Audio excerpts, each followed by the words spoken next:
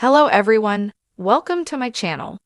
Please subscribe and keep watching more details. Colton Underwood reveals which the Traitors contestants he's scared of. Colton Underwood is talking about which of his fellow contestants on the Traitors he fears the most. The 33-year-old former Bachelorette and Bachelor contestant was cast for Season 4 of the Traitors. While speaking to Us Weekly, Colton shared his thoughts on the upcoming season, including the contestants that have him nervous. It is, by far, one of the most exciting shows that I've ever been a part of, Colton teased. He went on to share that when it was time to leave to film, he was nervous about facing off against some of his fellow castmates. I remember when I first was getting ready to do it, I said to my husband, "I'm too old to be fighting with housewives on TV. I'm scared of them. They're a different breed. I don't know what to do," Colton recalled. And he's like, "It's fine, you've got this." And it was. It is the most epic season. It was so much fun. Season 4 of The Traitors will air on Peacock in 2026. Find out who else will be competing against Colton on Season 4 of The Traitors. Colton Underwood has never been shy about competition.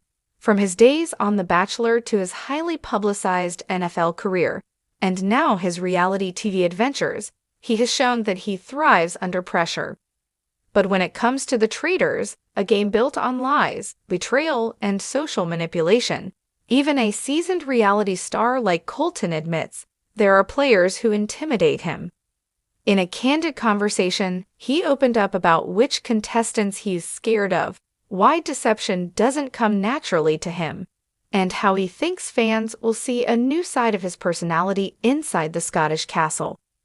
Entering the Castle of Deception, Colton stepped into the moody, candlelit halls of the Grand Castle with confidence, but he quickly realized that the Traitors is unlike anything else.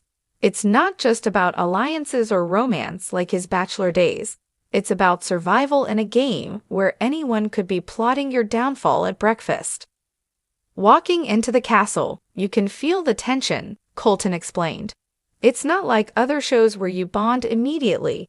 Here, every handshake makes you wonder if the person is plotting to stab you in the back later.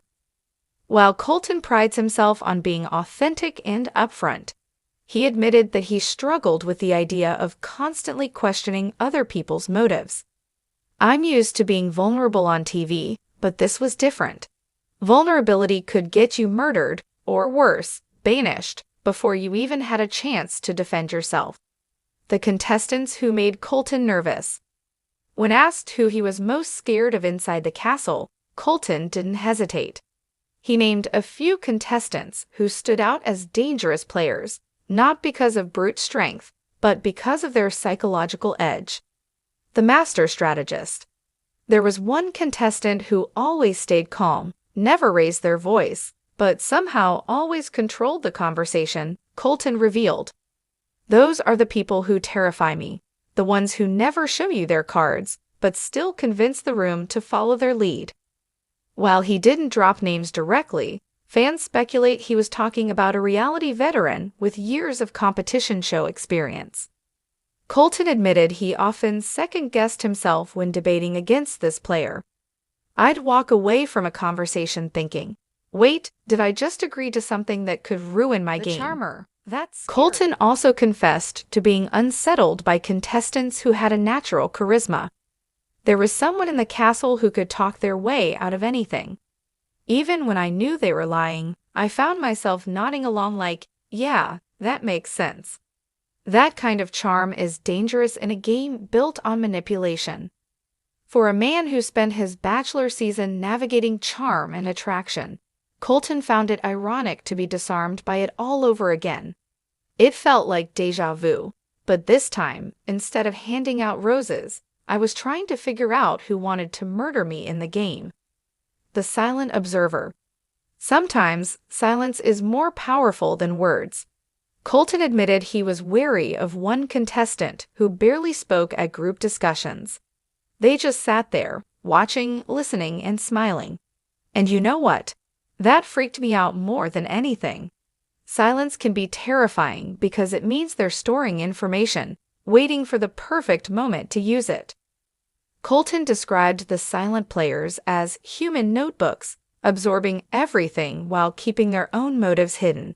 It's the kind of thing that makes you paranoid. You start wondering if every word you say is being saved and will come back to haunt you. Why Colton struggled with the Traitors format. While some contestants thrive in deception-based games, Colton admitted the psychological warfare wore on him. I've always been an open book. People know my story. They've seen my struggles. They've watched me fall in love on TV. So coming into this, my instinct was to be honest. But honesty isn't rewarded in the Traitors, suspicion is. Colton described the emotional toll of constantly living in fear of betrayal.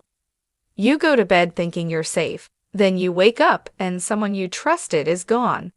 That messes with your head. It's not just strategy, it's paranoia on steroids.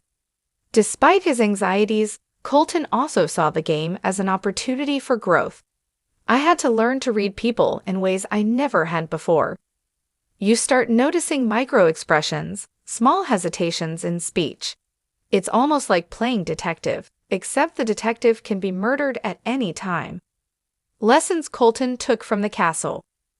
Even though Colton admitted being scared of certain contestants, he said the experience changed the way he views trust in relationships. One of the biggest lessons I learned is that fear can actually sharpen your instincts. I was scared, yes, but that fear forced me to pay closer attention. It made me see sides of people I might have overlooked otherwise.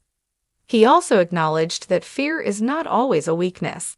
Being scared doesn't mean you're out of control. It means you're aware. On the Traitors, awareness is survival. Interestingly, Colton connected the lessons of the Traitors to his personal life. It's weird, but I realized the same instincts apply to real relationships. Pay attention to consistency, look for actions over words, and trust your gut. If something feels off, it probably is. Fans will see a new side of Colton. For viewers who know Colton only from The Bachelor, he promised that the Traitors will reveal a very different side of him. On The Bachelor, people saw the romantic side, the guy trying to follow his heart. On the Traitors, you'll see me vulnerable in a different way, paranoid, cautious, sometimes second-guessing myself. But Colton isn't ashamed of that vulnerability. I think it's good for people to see that even someone who's been on multiple reality shows can still get rattled. I'm not immune to fear.